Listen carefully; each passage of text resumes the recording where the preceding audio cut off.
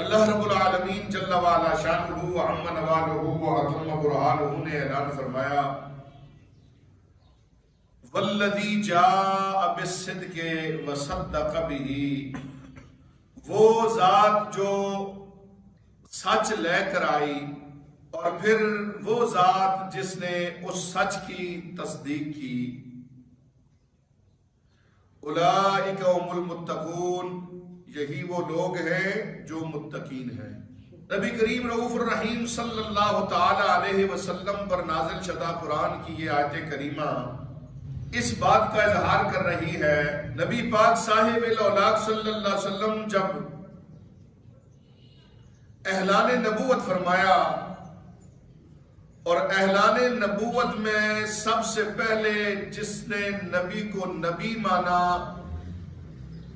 وہ سیدنا ابو بکر صدیق کی ذات بابرکات ہے، اور یہ بات اظہر من الشمس ہے کہ مردوں میں سب سے پہلے ایمان لانے والے حضرت ابو بکر صدیق رضی اللہ تعالیٰ عنہ ہیں، اور بچوں میں سب سے پہلے اسلام لانے والے حضرت مولا علی کرم اللہ وجہ الکریم ہیں، عورتوں میں سب سے پہلے اسلام لانے والی حضرت خدیجۃ الکبریٰ سلام اللہ علیہا ہے، اور غلاموں میں سب سے پہلے اسلام لانے والے حضرت زید رضی اللہ تعالی عنہ ہے۔ اللہ کے لاڈلے محبوب صلی اللہ تعالی علیہ وسلم نے فرما دیا سیدنا ابو بکر صدیق رضی اللہ تعالی عنہ کے حوالے سے، فرمایا کہ اس کائنات میں، اس زمین میں، اس دنیا میں نے سب کے احسانوں کا بدلہ دے دیا ہے، لیکن ابو بکر کے احسان کا بدلہ میں نہیں چکا سکا،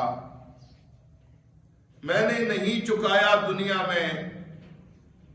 سیدنا ابو بکر صدیق کے احسان کا بدلہ میں آخرت میں چکاؤں گا۔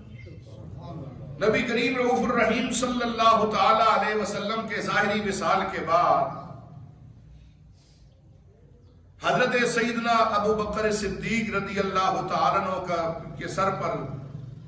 سرہ خلافت کا سجا، تو آپ نے صحابہ کرام رضوان اللہ تعالی علیہ مجمعین سے باہم مشورہ بھی کیا،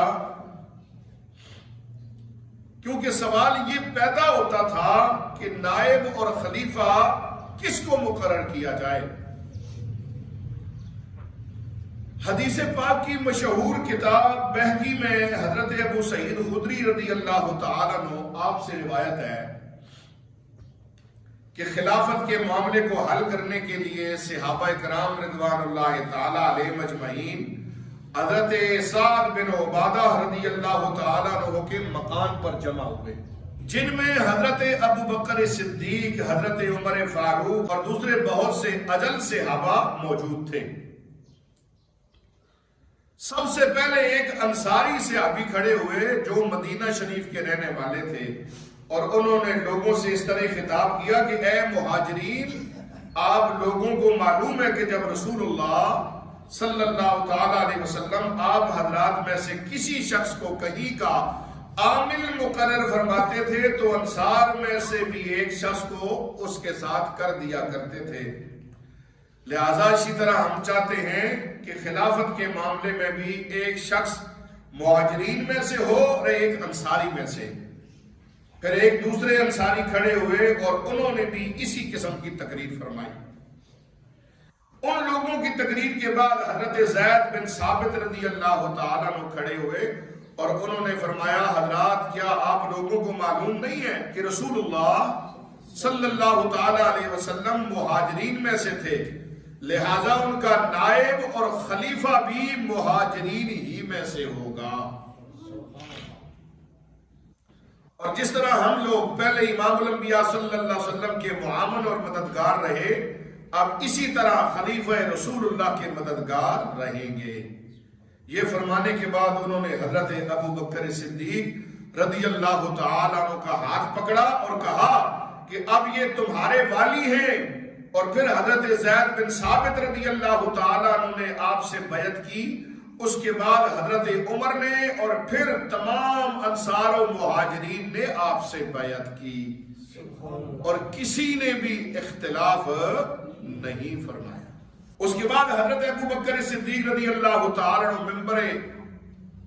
پر رونق جلوے افروز ہوئے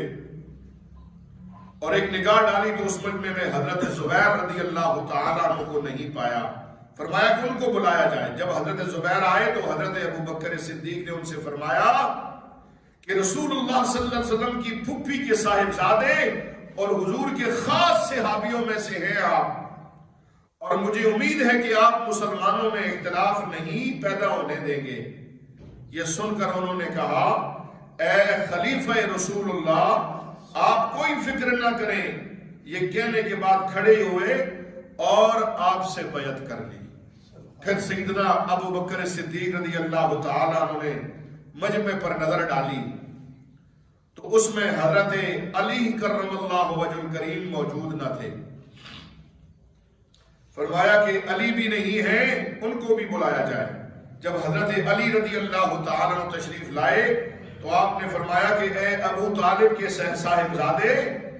آپ رسول اللہ صلی اللہ علیہ وسلم کے چچا زاد بھائی اور ان کے داماد ہیں، مجھے امید ہے کہ آپ اسلام کو کمزور ہونے سے بچانے میں ہماری مدد کریں گے۔ انہوں نے بھی حضرت زبیر رضی اللہ تعالیٰ عنہ کی طرح کہا، اے خلیفہ رسول اللہ، آپ کچھ فکر نہ کریں۔ یہ کہہ کر انہوں نے بھی بیعت کر لی۔ اور تاریخ الخلفاء میں آتا ہے اور مدارج النبوت میں ہے کہ حضرت علی رضی اللہ تعالیٰ عنہ نے فرمایا، قدمک رسول اللہ صلی اللہ علیہ وسلم فمن الذی یؤخرک، یعنی رسول اللہ صلی اللہ علیہ وسلم نے آپ کو آگے بڑھایا تو پھر کون شخص ہے جو آپ کو پیچھے کر سکتا ہے۔ حضرت علی رضی اللہ تعالیٰ عنہ کے اس فرمان میں اس واقعے کی جانب اشارہ ہے جو سرکار اقدس صلی اللہ علیہ وسلم نے اپنی عدالت کے زمانے میں حضرت ابو بکر صدیق رضی اللہ تعالیٰ عنہ کو آگے بڑھایا اور آپ ہی کو تمام صحابہ کا امام بنایا۔ یہاں تک کہ ابن زمہ کی حدیث میں ہے کہ رسول اللہ صلی اللہ تعالیٰ علیہ وسلم نے لوگوں کو حکم فرمایا وہ ابو بکر کے پیچھے نماز پڑھیں، مگر اتفاق سے اس وقت حضرت ابو بکر صدیق رضی اللہ تعالیٰ عنہ موجود نہ تھے، تو حضرت عمر رضی اللہ تعالیٰ عنہ آگے بڑھے تاکہ وہ لوگوں کو نماز پڑھائیں۔ لیکن امام الانبیاء صلی اللہ تعالیٰ علیہ وسلم نے فرمایا، لا لا لا یاب اللہ والمسلمون الا ابا بکر یصلی بالناس ابو بکر، یعنی نہیں اللہ اور مسلمان ابو بکر ہی سے راضی ہیں، وہی لوگوں کو نماز پڑھائیں گے۔ اس حدیث کا کیا مطلب؟ یعنی معاذ اللہ کو یہ کہے کہ حضرت عمر سے راضی نہیں، صدیق اکبر سے راضی ہے، نہیں، اس کا یہ معنی نہیں۔ گویا رسول اللہ بتانا چاہتے تھے کائنات والوں کو، دنیا والوں کو، اے دنیا والوں، اگر افضل البشر بعد الانبیاء اگر ذات ہے تو وہ ابو بکر صدیق کی ذات ہے۔ بعد الانبیاء افضل البشر اگر ہستی ہے تو وہ صدیق اکبر کی ہستی ہے۔ تمام صحابہ سے افضل و اعلیٰ نمبر ہے تو ابو بکر صدیق کا ہے رضی اللہ تعالی عنہ۔ اس طرح حضرت ابو بکر صدیق کو متفقہ طور پہ خلیفہ تسلیم کر لیا گیا، کسی نے بھی اختلاف نہیں کیا۔ کیسے ہو سکتا ہے کہ حضور کا فرمان صحیح نہ ہو؟ وہ اللہ کے پیارے محبوب صلی اللہ تعالی علیہ وسلم ہیں۔ ندی کا بہتا ہوا دھارا رک سکتا ہے، درخت اپنی جگہ سے کھسک سکتا ہے، پہاڑ بھی اپنی جگہ سے ٹل سکتا ہے، مگر اللہ کے پیارے محبوب کا فرمان کبھی نہیں ٹل سکتا۔